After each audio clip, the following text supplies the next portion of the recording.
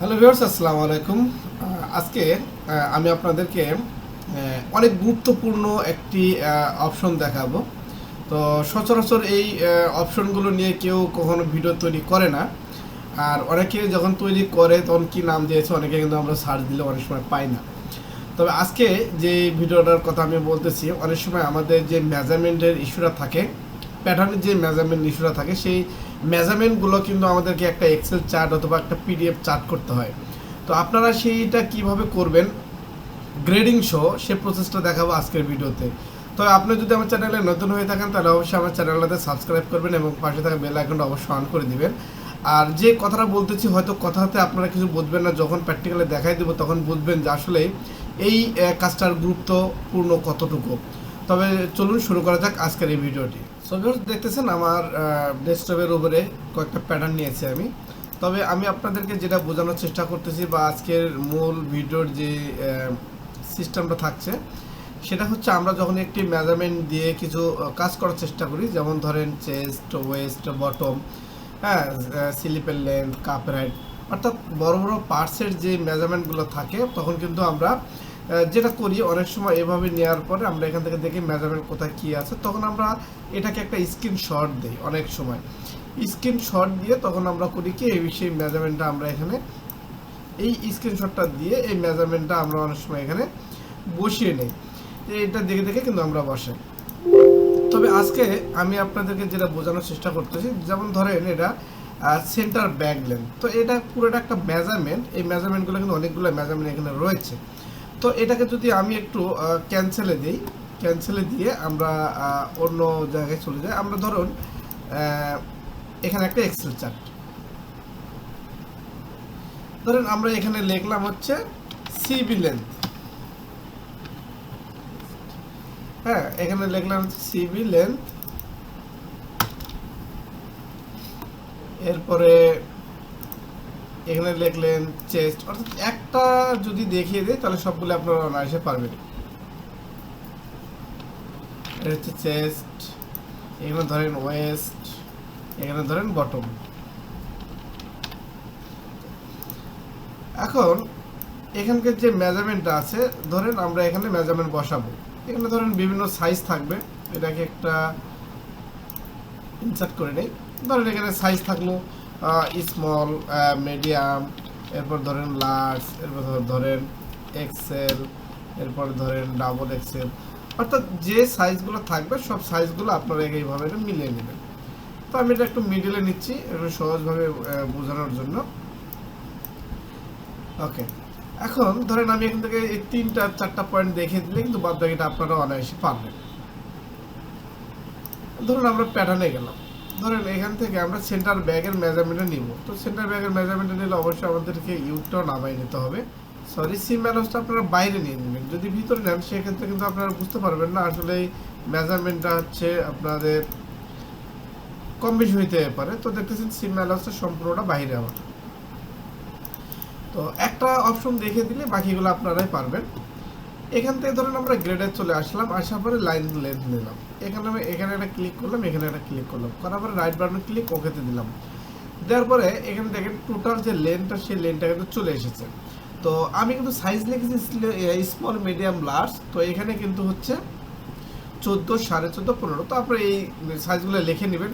হ্যাঁ, আর যদি না লিখে নেন তাহলেও কিন্তু এখান থেকে সাইজটা আপনারা কপি করতে পারবেন।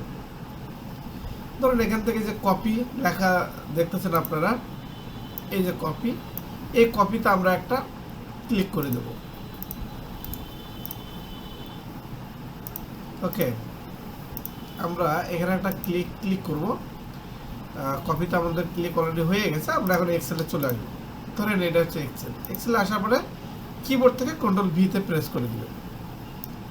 তো এটা কিন্তু আমরা প্রথমে যেটা স্ক্রিনশটটা নিয়েছিলাম সেটা চলে আসছে। এখানে আমরা আবার চলে আসি লাইন লেন্থ, এখানে ক্লিক করলাম, এখানে ক্লিক করলাম, রাইট বাটন ক্লিক ওকে। এখান থেকে যে কপিতে ক্লিক করে দিলাম, চলে গেলাম এক্সেলে। এখানে আসার পরে কন্ট্রোল ভিতে প্রেস করে দিলাম।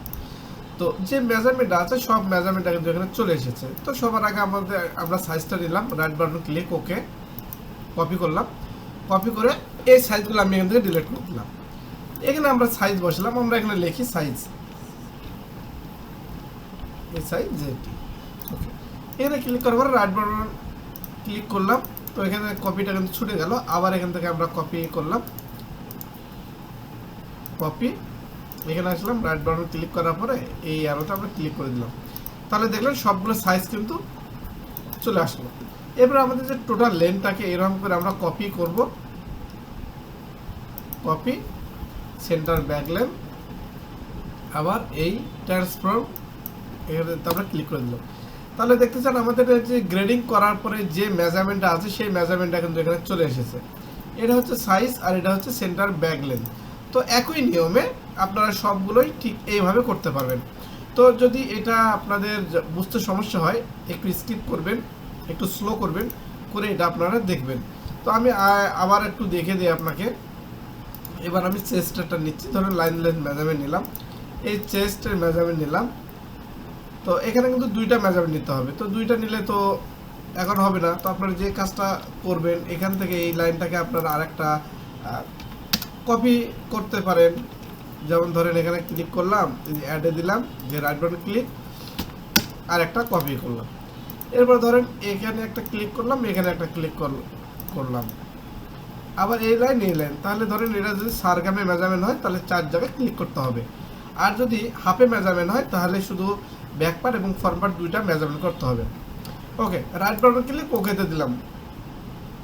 এরপরে যে এরকম ইন্টারফেসটা চলে আসবে, এখান থেকে জাস্ট যে কপিতে ক্লিক করবেন, কপিতে ক্লিক করলে কিন্তু আপনাদের কপি হয়ে যাবে। এরপরে এক্সেল ছাড়া আসবেন, এটাকে টোটালটা এখান থেকে ডিলিট করে দিবেন,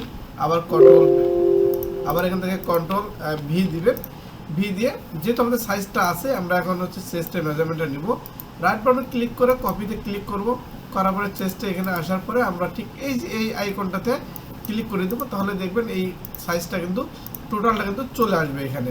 তো এইভাবে আপনারা প্রত্যেকটা প্যাটার্নের যে যে সাইজটা আপনাদের লাগে, যে যে মেজারমেন্টগুলো প্রয়োজন, সেগুলো কিন্তু আপনারা এইভাবে করতে পারেন।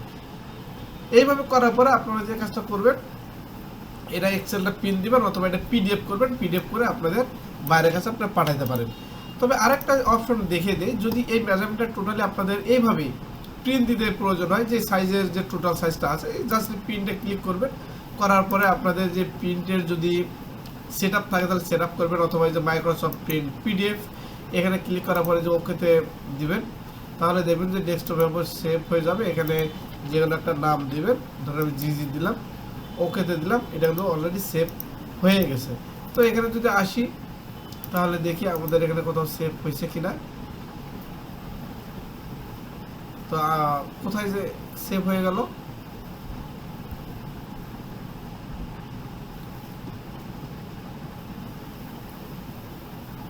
জি জি, আবার চলে যাই, প্রিন্টে দিলাম, এখানে মাইক্রোসফট পিডিএফ দিলাম, ওকেতে দিলাম। এই যে জি এটা হচ্ছে এই যে 3D অবজেক্ট, এটার ভিতরে সেভ হয়ে গেছে। তো আমি এখান থেকে ডেস্কটপের উপর দিয়ে দেখে দিচ্ছি আপনাদেরকে। আসলে কাজ জানলে, কাজ যদি করার ইচ্ছা থাকে, অনেক কিছু শেখা যায় ইউটিউব থেকে অথবা কারো কাছ থেকে হেল্প নিয়ে, ফোন দিয়ে।